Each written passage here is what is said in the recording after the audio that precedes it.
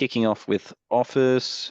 If we go to the next slide, we'll have the overview of the vacancy data, look at the market status and trends, and then we'll touch on the tenant perspective.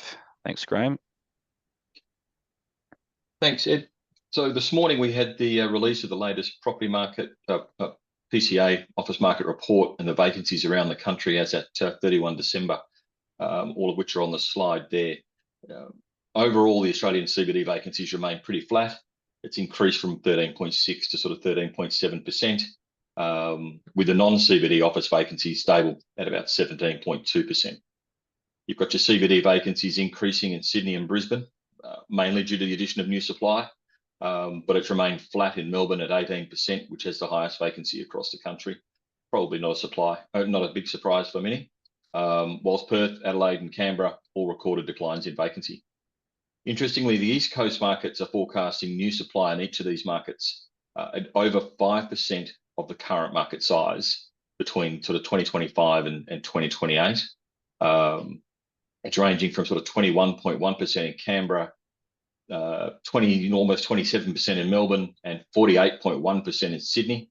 So that's the level of pre-commitment, but there's some big increases. But yeah, the level of pre-commitment on those new buildings coming online, other than Brisbane, are all sitting at below 50%.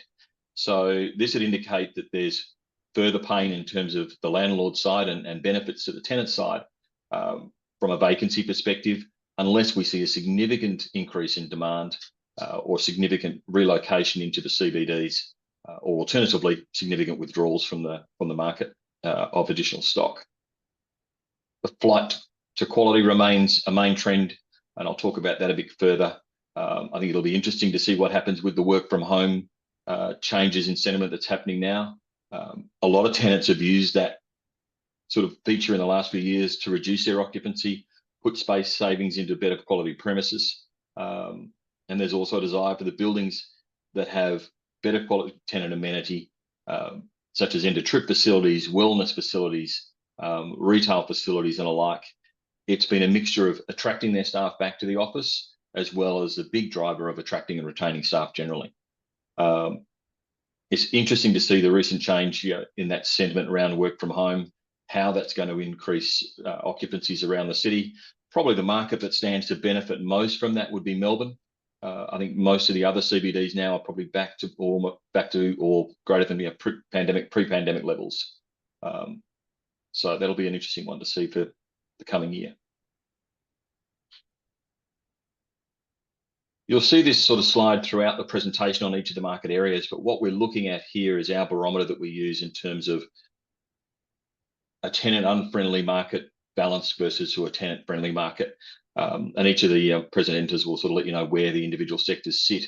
I think it's fair to say at the moment the office market generally sits in that tenant friendly environment, and that's where we try to shift that whole feature of what are the lease norms to a tenant-friendly sort of environment across that cost, risk, flexibility, the obligations and guarantees.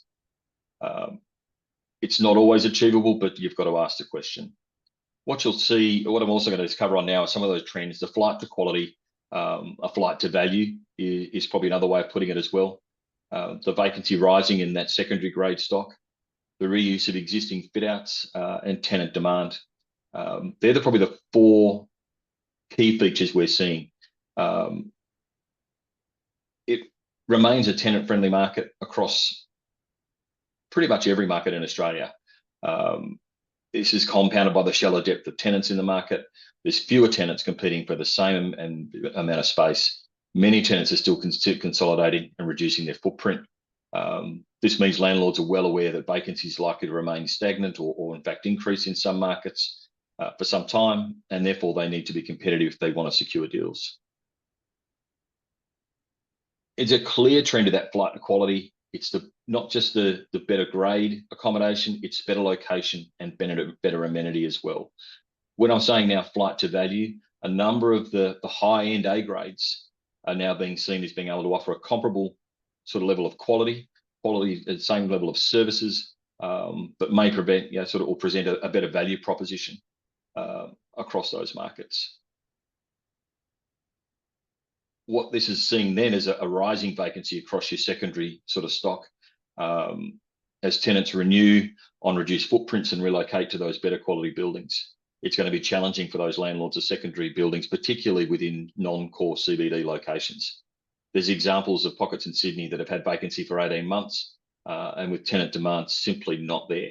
And I think those owners are now looking at what they need to do to their buildings in terms of capital expenditure and upgrades to make them competitive in this market. The reuse of existing fit outs, it's a trend we've seen, I suppose, over the course of 2024, and there's sort of two sort of fold in this regard. It's reuse of existing fit outs, which also then flows on to a greater number of major tenants sort of renewing. If there's not a fundamental reason for a tenant to relocate, if the quality of their fit out's fine, if it's still relevant, if the building quality and location, everything is suitable, then the best outcome in a lot of cases for these tenants is to negotiate a renewal with their existing landlord, where they can then take the vast majority of that incentive as rent abatement over the term of the lease. We've seen significantly higher fit out costs around the markets, with 50 to 100% increases in some of those costs. The more expensive fit outs for the top tier law firms, for example, now are probably in the order of $5,000 to $6,000 a square metre. So that means it makes more sense when tenants vacate for a landlord to look at what they can reutilise, particularly around the built form. It might be a change of workstations, and obviously it'll need a refresh and general works in terms of carpets and lighting and ceilings. But if they can retain a lot of that built form, then that presents some significant capital savings. Capital is tight and more expensive these days, so landlords are looking at how they can use less capital to still get a better outcome. This provides some good advantages for tenants, because it also means that if they're not spending as much capital on upgrades, there's potentially more money available in terms of the tenant incentives. Finally, tenant demand has been limited across all the markets. I know from my point of view in Perth, CBRE have quoted that it's the level of inquiry and transactions is probably down 25% year on year compared to 2023. Given the current economic and geopolitical uncertainty, we've had the outcome of the US election, which is, some would say, does it give you more stability or sort of more certainty? I think it gives you probably a little bit less at the moment. And certainly we've got some major elections around Australia which will cause a period or a hiatus period until those changes are made, and we see what's on the other side of those. Landlords are under increasing pressure. Building values have come down significantly, some in the order of 25 to 30% in terms of book values.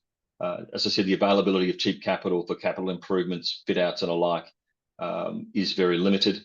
So this will make attracting tenants more difficult. It also creates opportunities for tenants, particularly those that are able to fund their own fit outs, where they can then push for greater levels of incentive and in terms of abatement and the like. Flexibility of lease terms continues to be negotiated by tenants that require and sought by tenants. They need greater flexibility around size, term, how to deal with merger and acquisition activity. So there's a lot of future uncertainties in that sort of space. And this is probably the market where you can take advantage of the favourable leasing conditions to build that flexibility into your lease. And that's certainly how we've been advising our clients, mainly in terms of early termination rights, contraction and expansion rights. ESG reporting for business is becoming the new norm. And it's important that the credential in order to continue to do business with large corporations. It's a trend for larger businesses has been to leverage the building and the landlord that can contribute towards achieving those targets set by their individual businesses. This has become a significant consideration when selecting the right building and the right landlord partnership, particularly for the major occupiers. And finally, going early. After years of uncertainty in relation to the way we're going to utilise our office space post the pandemic, in particular, sharing arrangements on that work from home, and tenants are starting to show signs of going earlier to the market than they might have done pre-COVID. They're wanting to take advantage of the state of the market in each of those areas. It's particularly important, and I probably can't stress this enough, for again the major occupiers. There is a shortage or a declining amount of contiguous space available across all markets. particularly within the premium and some of the A-grade buildings. So going early and giving yourself time to plan with contingencies and everything in place is going to be a critical part of it. Running out of time is the worst sort of thing in terms of being able to create the leverage you need to get a really good outcome. So looking at it from a tenant perspective, this covers across the strategies that we sort of try to implement from our clients and the associated outcomes that they generally achieve.